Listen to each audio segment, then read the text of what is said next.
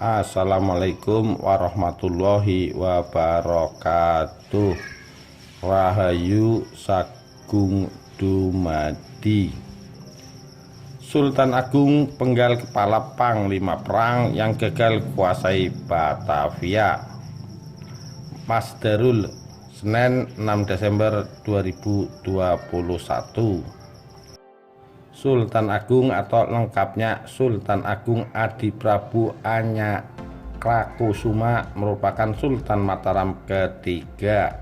Dia memerintah dari tahun 1613 hingga 1645. Sultan Agung dikenal sebagai panglima perang yang ahli membangun negeri dan kesultanannya menjadi kekuatan militer yang hebat.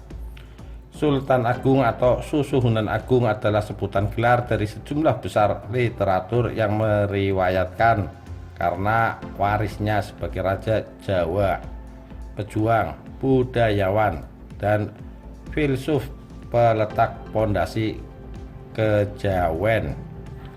Keberadaannya mempengaruhi dalam kerangka budaya Jawa dan menjadi pengetahuan kolektif bersama.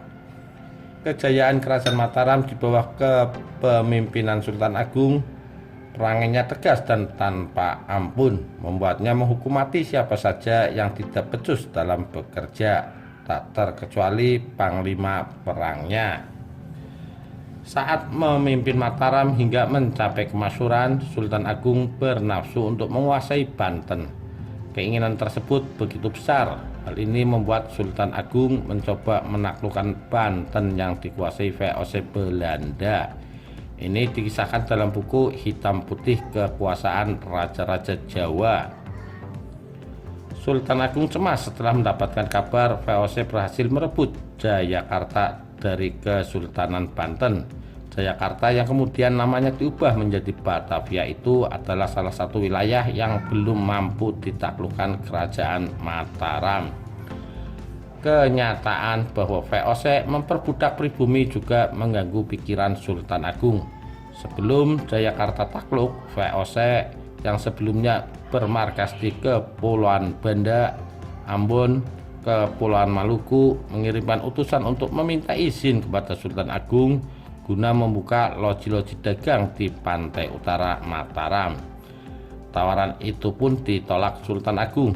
Alasannya, Sultan Agung yakin jika izin diberikan, maka ekonomi di pantai utara akan dikuasai VOC. Setelah menaklukkan Jayakarta pada tahun 1619, VOC memindahkan kantor pusatnya ke wilayah di pesisir Pulau Jawa tersebut. Di tahun-tahun tersebut, Kerajaan Mataram sedang berkonflik dengan Kerajaan Surabaya dan Kesultanan Banten.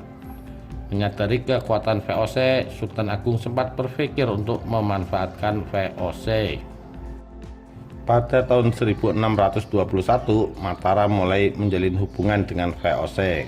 Kedua pihak saling mengirim duta besar, namun VOC ternyata menolak membantu saat Mataram menyerang Surabaya.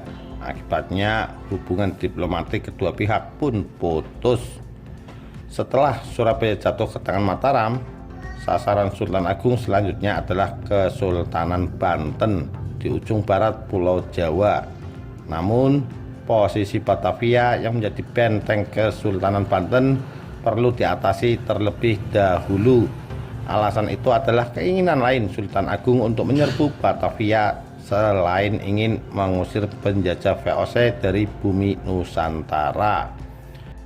Keinginan menguasai Banten yang begitu besar itu ingin dicapainya dengan banyak cara. Di antaranya Sultan Agung memerintahkan Adipati Ukur untuk membantunya menyerang VOC di Batavia pada tahun 1628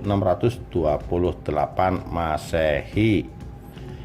Buku Sejarah Nasional Ketika Nusantara Berbicara karya Djoko Darmawan menuliskan, persiapan untuk menyerang Batavia pun dilakukan pada tahun 1628. Pada tanggal 22 Agustus 1628, Tumenggung Baureksa dari Kendal yang diberi titah Sultan Agung untuk memimpin penyerbuan ke benteng Belanda mendaratkan 59 perahu berisi 900 prajurit ke Teluk Jakarta. Di dalam kapal armada Baureksa membawa 150 ekor sapi, 5.900 karung gula, 26.600 buah kelapa, dan 12.000 karung beras. Semua itu tentu saja tidak diakui sebagai perbekalan untuk menyerang benteng Batavia. Armada Baureksa beralasan kedatangan mereka untuk berdagang dengan Batavia. Sebagai bawahan, Adipati Ukur yang kala itu Bupati Wedana Priangan melaksanakan perintah Sultan Agung. Namun ia mengalami kegagalan saat menyerang pasukan VOC. Alhasil Adipati Ukur tak berani menghadap ke Sultan Agung. Ia takut bila dipenggal kepalanya. Selanjutnya Adipati Ukur dan pasukannya bersembunyi di kawasan Gunung Lumbung yang sekarang masuk wilayah Bandung.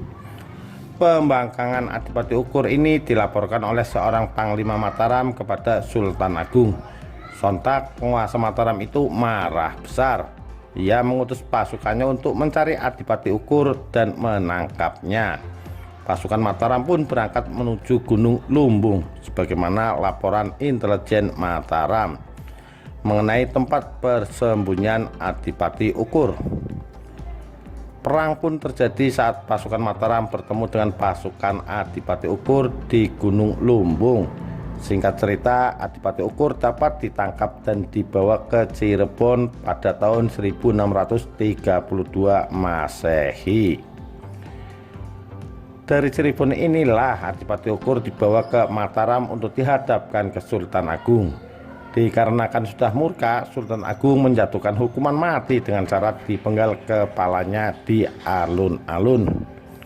Sepeninggal Adipati Ukur, Sultan Agung menyerahkan jabatan Bupati Wedana Priangan kepada Pangeran Adipati Ranggagede yang telah bebas dari hukumannya. Selain itu, Sultan Agung juga melakukan reorganisasi pemerintahan di Priangan untuk memberikan stabilitas situasi dan kondisi di daerah itu. Saat diperintah Pangeran Adipati Ranggagede inilah kekuasaan Mataram di Sunda semakin kokoh. Di wilayah pesisir utara, banyak pasukan Mataram yang tidak kembali ke Mataram dan lebih memilih untuk menikahi penduduk setempat. Para prajurit Mataram ini selanjutnya membuka lahan persawahan, terutama di daerah Karawang. Hal ini demi memenuhi kebutuhan hidup dan mata pencaharian utama. Mungkin inilah yang menyebabkan daerah Karawang terkenal sebagai lumbung padi di Jawa Barat. Demikian, terima kasih. Wassalamualaikum warahmatullahi wabarakatuh. Rahayu Sagung Dumadi.